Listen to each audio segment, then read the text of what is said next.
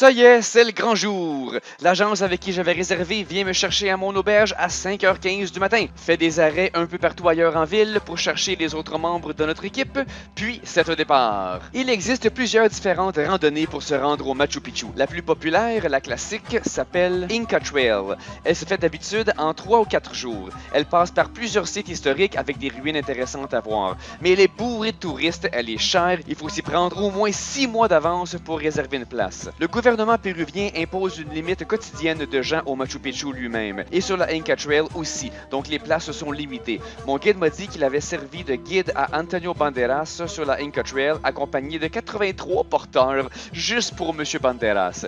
C'est-tu passé touristique à ton goût, ça? Pour toutes ces raisons, la Inca Trail m'intéressait moins. Je voulais quelque chose de moins touristique, plus aventurier. Il y a la randonnée Lares, qui est archi longue. La plupart des agences offrent des Lares de 7 ou 8 jours ou plus. Jamais j'aurais eu assez de temps pour ça. Et finalement, il y a la Salcante. Salcante, c'est le nom d'une montagne d'une importance spirituelle pour les Incas, au sud du Machu Picchu. C'est une randonnée de 4 jours et 3 nuits. C'est la randonnée que j'ai choisie. Mon agence s'appelait Inca Trail, ce qui est un brin mélangeant parce que l'agence s'appelait Inca Trail, mais la randonnée n'était pas la Inca Trail. On faisait la Salcante avec l'agence Inca Trail. En tout cas, on s'est compris. Donc, jour 1, on commence par 2 heures de route hasardeuse et un membre de notre équipe avait la nausée. Je lui ai passé un sac vide. J'ai dû moi-même faire des exercices de respiration pour vaincre le tremblement du véhicule. Finalement, premier arrêt, on arrive au village de Moyepata, où on s'arrête pour déjeuner. Ce repas était dans un petit resto normal à nos frais, mais tous les autres repas subséquents de l'expédition étaient inclus dans le forfait. On repart aussitôt et là, la route devient vraiment dangereuse, à flanc de montagne tout le long.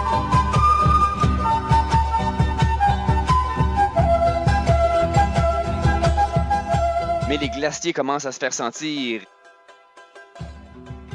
Et finalement, on est rendu! Ceci était le camp de base où la randonnée à pied commençait vraiment. Une photo de groupe cliché plus tard, et on partait. Notre groupe était principalement constitué d'Américains. Donc pendant 4 jours, mon espagnol a été pas mal mis de côté. C'était bien chill à jaser en anglais avec ces Américains. Il y avait aussi un couple de Chinois, dont un résident canadien.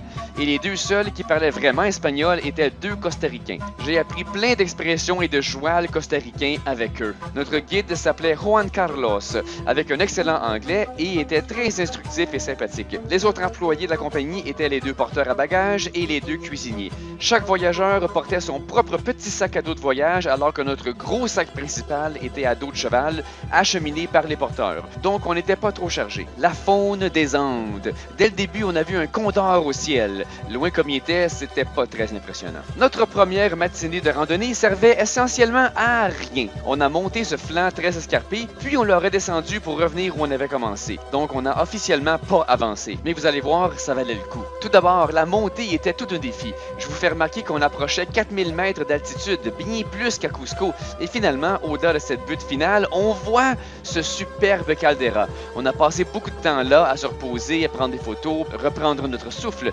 Et est-ce qu'il faisait froid? Pas du tout. La plupart du temps, j'étais en petite chemise thermale. Regardez ce que je portais ici sur cette autre photo de groupe. Regardez la particularité des rochers. Des dépôts minéraux leur donnaient une couleur rouillée mauve.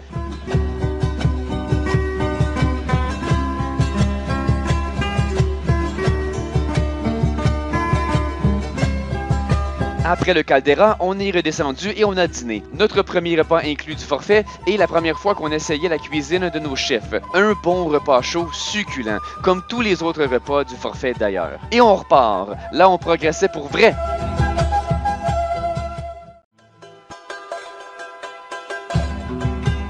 Des glaciers s'approchaient, un petit ruisseau s'est mêlé de la partie. Et voilà le Salcante dans toute sa gloire, officiellement dépassé 4000 mètres d'altitude. On a également passé un autre glacier, le Huamante, mais là je sais plus lequel est lequel. Mais l'après-midi était loin d'être fini, et nous voilà finalement carrément au pied du glacier à notre gîte pour la nuit. C'était pas grand-chose comme gîte, des petites tentes qui ferment mal, la température nettement en dessous de zéro, 4500 mètres d'altitude et moi qui avais oublié mon sac de couchage à Montréal. J'ai dû me rentrer les pieds dans mon sac à dos. Là, j'ai eu froid. Est-ce que j'ai survécu? Que de suspense! Vous devrez suivre mes aventures au prochain épisode. Merci de votre écoute. J'apprécie énormément vos commentaires, vos abonnements, vos likes, mais de loin, la méthode la plus efficace pour m'encourager est de devenir supporter sur Patreon. Vous m'aiderez alors à travailler sur ces capsules à temps plein et ainsi les produire dans des délais bien plus brefs. Merci, cher public, je fais tout ceci pour vous, mais je fais aussi tout ceci grâce à vous.